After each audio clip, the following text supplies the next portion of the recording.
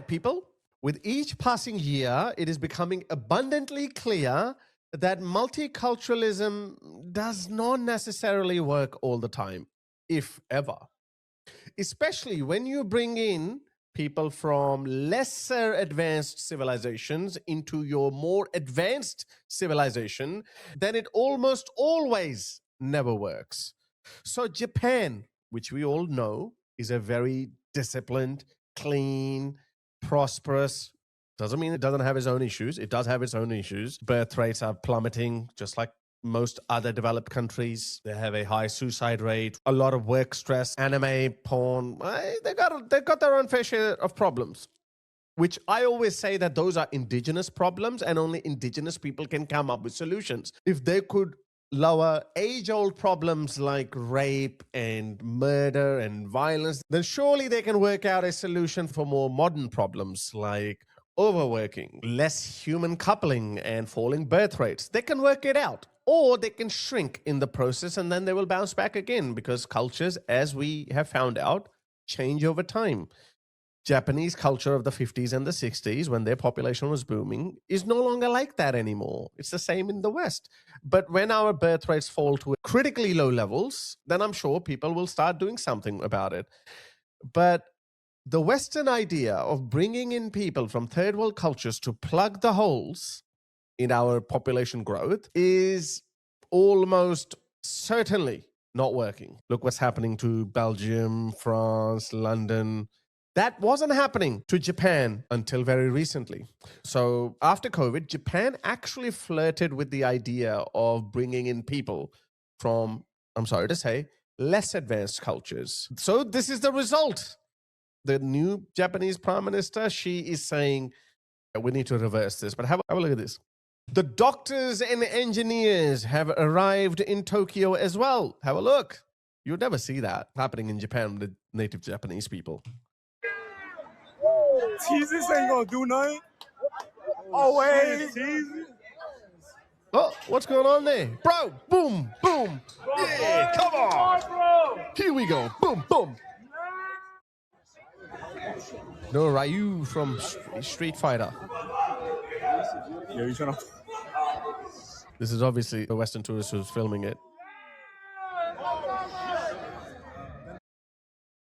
So this is how the Japanese police deals with them. So, oops. Let's turn him into a human burrito. Bum, bum, bum, bum, bum, bum. Look at this. They've turned him into a human burrito. They're going to put him in. Look at this. Get in there. Get in there. Next step, deportation. That's how we have to be. We have to be ruthless if you want to preserve your own culture, because the Japanese people are learning it. They learned it by observing what happened in Europe. So they said, oh, but our birth rates are one of the lowest in the world. What do? Let's try to bring in some people, okay? Let's try to plug the gaps in our civilian bureaucracy, you know? We need doctors and engineers, the usual go-to excuse that they say, the doctors and engineers and nurses are coming. But Japan is actually working out even a better solution.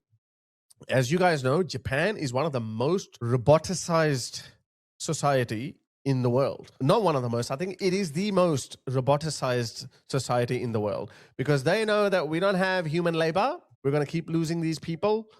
So we need to look towards alternative solutions.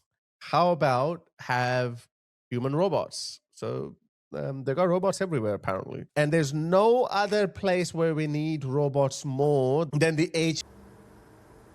My message to One Nation voters is, who's going to feed you and bathe you and wipe your bum when you're 90?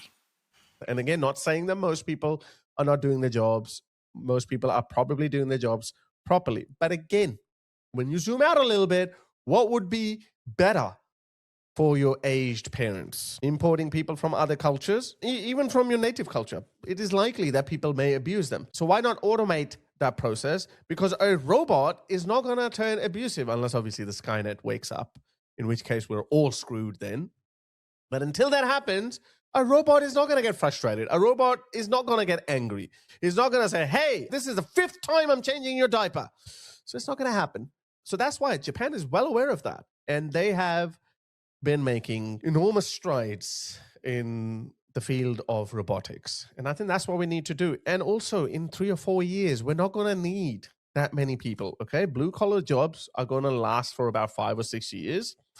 But eventually we're going to have robots mowing our lawns or cleaning our houses. We already have robo vacuum cleaners. So we don't need to bring in more people. In fact, I'm actually starting to believe that if our population shrinks, then we don't have to keep growing, because the current economic model forces us to keep growing our population at least at the rate of 1.1, which is the reason why we accept inflation of 1.1. So in Australia, our economy hasn't been growing. Our GDP per capita has dropped significantly in the developed world. But the only reason why we have not officially gone into a recession is because Anthony Albanese has found a cheat code, which is to keep bringing in people.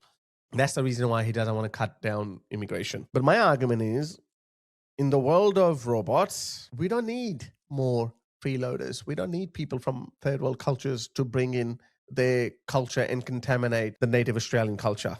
We don't need to do that.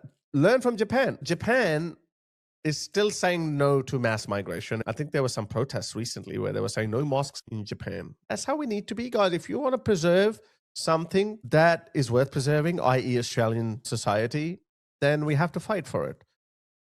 Just like Japan.